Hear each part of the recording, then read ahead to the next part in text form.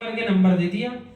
उन्होंने फोन किया और वहीं से बोले, भाई आप दूर हो, यदि आप पास होते तो मैं थाली में तुम्हारे पैर धुलाता। बोले क्यों?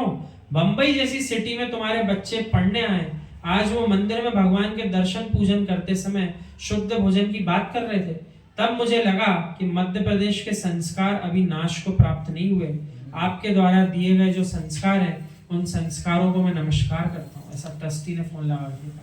बच्चे तो घबरा गए, नंबर क्यों मांग रहे, हमने क्या कर दिया। बाद में पता चला पिताजी को उनने ऐसा धन्यवाद दिया। उन बच्चों ने अच्छा किया या बुरा किया? बेटा करोड़ों का दान देने वाले भी इतनी प्रभावना नहीं कर पाए। बच्चों ने पेट भरने के लिए भोजन की तो बात की थी, लेकिन जन शासन की भी प्रभावना उसमें हो गई। तो अपन को अलग से प्रभावना करने के लिए कोई विशेष काम नहीं करना है।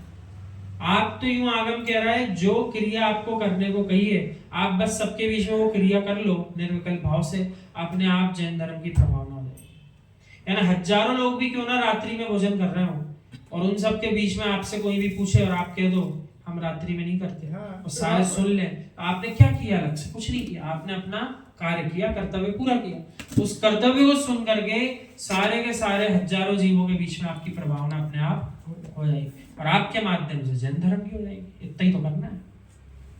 माताओं संतान को बड़े बड़े पदों की बात करने के साथ साथ उनको अरंत के शासन की रक्षा की भी बात सिखाया करो जन्म घूटी में।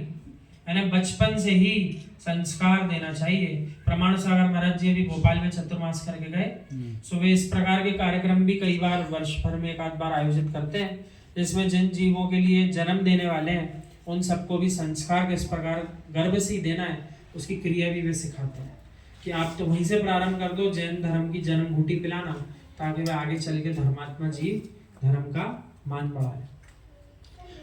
वे माता पिता धन्य हैं जिन्होंने अपने बेटे को जिन शासन के लिए सौंप दिया हो।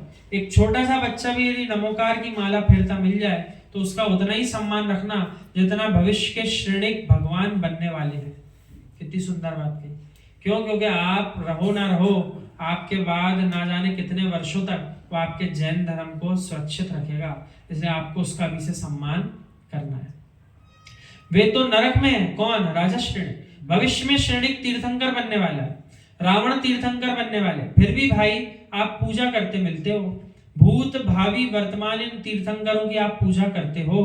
पूजा नहीं कर रहे मत करना, इसको भी तुम वात्सल्य की आंख से तो देख सकते हो। ऐसा मत भागना जैसे मरकू गाय को देखकर भागते हो, कहां मार देगी। ऐसे अपन को धर्मात्माओं को देख करके तो पूजा पाठ कर रहे हैं, भक्ति में लगे। लेकिन अब क्या कहें, पंचम काल में ऐसा योग आ गया जीवों के मध्य में। अब जीव जो है सब मान के पुतले हैं, ऐसा आगम कहता है। क्या कह रहा है?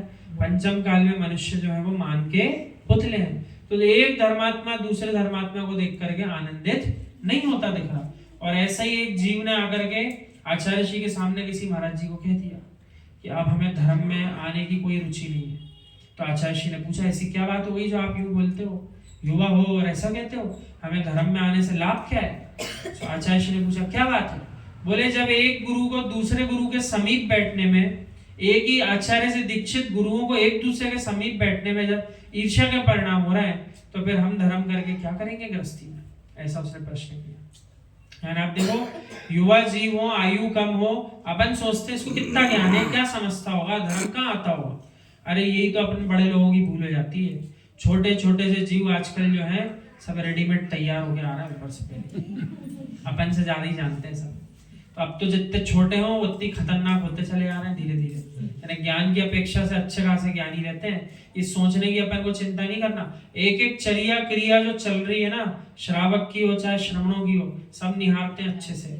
और यही कारण है कि वे स्वयं उसका पालन भले ही नहीं कर पा रहे। जानते हैं जो गुरु नियम संयम का पालन कर रहे हैं बहुत कठोर काम है, इसलिए आगे पीछे दौड़ लगा रहे हैं। और आज दौड़ लगा रहे हैं, लगाने तो दौड़, रोकना नहीं।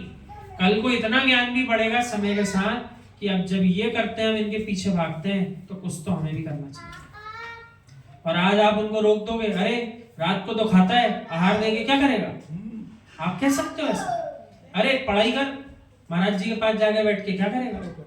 तो ये चर्या तो अपन जो कर रहे हैं, गुरु तो कर रहे हैं अपनी, अपन रोक करके अपने लिए भी कर्म का बंद कर रहे हैं। और जिस जीव की योग्यता बढ़ रही उसको भी रोक करके उसका भी अपन मोक्ष दूर करते हैं।